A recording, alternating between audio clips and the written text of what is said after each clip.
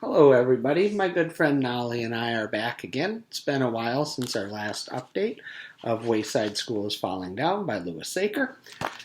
We're going to start off with Chapter 6, Pigtails, today.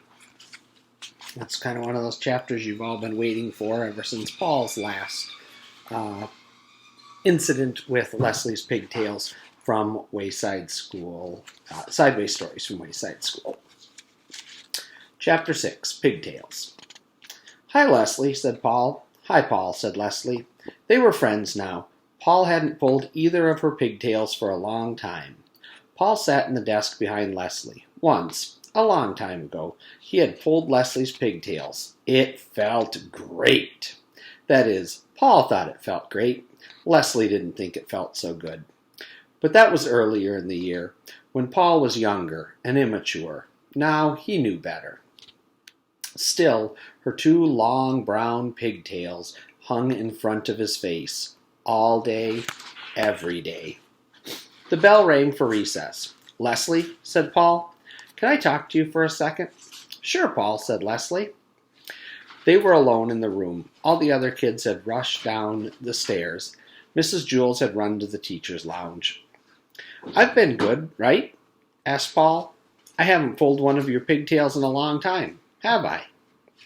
"So what do you want, a medal?" asked Leslie. Paul chuckled. "No. Well, can I ask you something?" "Sure," said Leslie. Paul took a breath. "May I pull one of your pigtails?" he asked. "Please?" "No," said Leslie. "Please," Paul begged. "I won't pull it hard. No one will have to know. Please, please. I won't ask. I wouldn't ask if it wasn't important. Please." "You're sick," exclaimed Leslie. Paul lowered his head. "I'm sorry," he said. "You're right. I don't know what came over me. I won't ask again." "Good," said Leslie. She shook her head in disgust. Paul watched the pigtails waggle. "Can I just touch one?" he asked. "I won't even pull it, I promise." "No!" "What's wrong with just touching one?" Paul asked. "Yuck, you're gross," said Leslie, and she turned and marched out of the room. As Paul watched her go, her pigtails seemed to wave goodbye to him. He slapped himself in the face with both hands. "What's wrong with me?" he wondered. He walked to the side of the room and leaned out over the counter. He stuck his head out the window to get some fresh air. Down below he could see the kids playing on the playground. They looked like tiny toys. Leslie stepped back into the classroom. "I'm getting my hair trimmed tomorrow," she announced. "If you want, I'll save the pieces for you. It'll just be some split ends."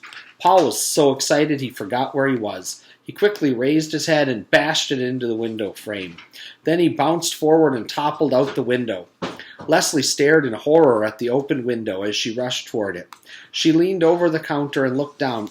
"Help!" Paul gasped. There was one brick on the side of the building that stuck out a little farther than the others. Paul desperately held onto it with both hands. "I'll go get Lewis," said Leslie. "He'll save you." "No, don't go," cried Paul. "I can't hold on. My fingers are slipping." Leslie reached down for him. "Try to grab my hand," she said. Paul made a grab for it, but he missed, then quickly clutched the brick. "I can't. Help! I'm scared." "Just don't look down," said Leslie, as she tried to stay calm. She pulled her head back in through the windows. "Where are you going?" cried Paul. "Help! Don't leave me." Leslie looked around Mrs. Jules' room for a rope or an extension cord or something Paul could grab, but she couldn't find anything. She returned to the window, sighed, and leaned out backwards. Her hands held tight to the edge of the counter, and she looked up at the sky. "Grab my pigtails," she said, and winced.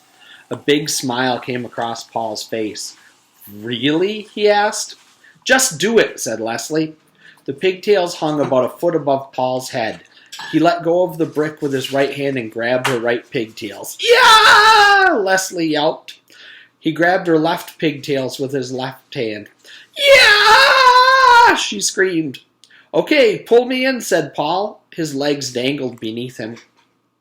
Leslie's eyes watered in pain as she tried to step away from the window. "I can't," she groaned. "You're too heavy." Paul swung his legs up against the side of the building. "Try now!"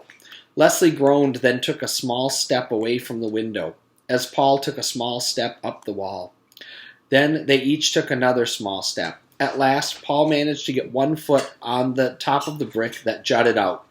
Leslie pulled her head inside the window. As she took another step, Paul let go of one pigtail and grabbed the windowsill. Leslie took another step, pulling Paul the rest of the way. They both collapsed on the floor, tired and sore. "Oh, my head hurts," said Leslie. "Wow, you saved my life," said Paul.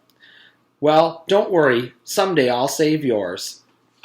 "You don't have to," said Leslie. "Just don't pull my pigtails anymore." "I won't," said Paul. Suddenly he laughed. "What's so funny?" asked Leslie. "This time, your pigtails pulled me." And there's the picture from the chapter. Leslie's pigtails pulling Paul. And that's where we'll pause for now. We'll come back with Chapter 7, Freedom, which is one of my favorite chapters also. The return of the mysterious men that Jenny met when she came to school on Saturday. Thanks. See you later.